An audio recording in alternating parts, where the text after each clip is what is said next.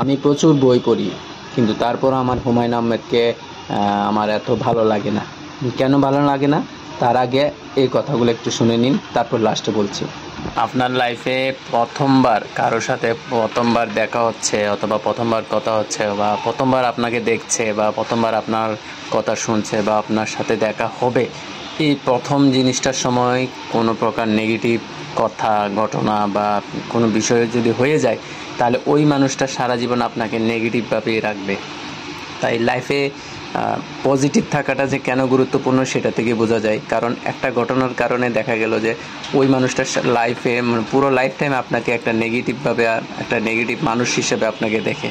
তাই পজিটিভ থাকার চেষ্টা করতে থাকুন, দেখবেন আপনার মধ্যে যে নেগেটিভ কথাবার্তা, ঘটনা বা যা ঘটতো বা যা ঘটে যায়, যার কারণে অন্য মানুষ আপনাকে অপ্রিয়ভাবে দেখে, সেই জিনিসটা আস্তে আস্তে কমে যাবে। তখন আপনি আস্তে আস্তে মানুষের পছন্দের মানুষ হয়ে পরিণত হয়ে যাবে।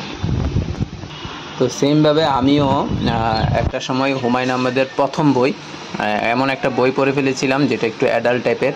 তো যার কারণে আমি যেহেতু একটু ছোট বয়সে ছিলাম এবং অ্যাডাল্ট বই পড়ে ফেলেছি, তাই ওনার প্রতি আমার দৃষ্টিভঙ্গিটা বদলে যায়।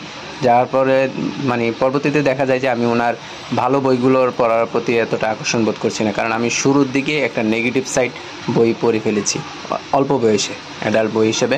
তো এই জন্য আমার লাইফ টাইমে এখনও আমার ওনার লেখা আমার পছন্দ আসে না। তো এর মানুষের জীবনটাও এরকম।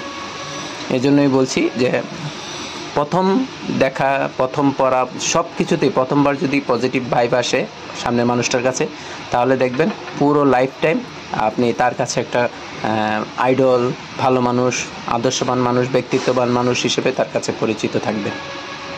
সেই জন্য পজিটিভ থাকার চেষ্টা করাটা ভালো, কারণ নেগেটিভ থাকতেই পারে, কিন্তু পজিটিভ থাকার চেষ্টা করলে একসময় সেটা নিজের মধ্যে যে উন্নতিটা হয় সেটা ভোগ করা যায়, লাইফ টাইম মানুষের সম্মান, ভালোবাসা সব পাওয়া যায়।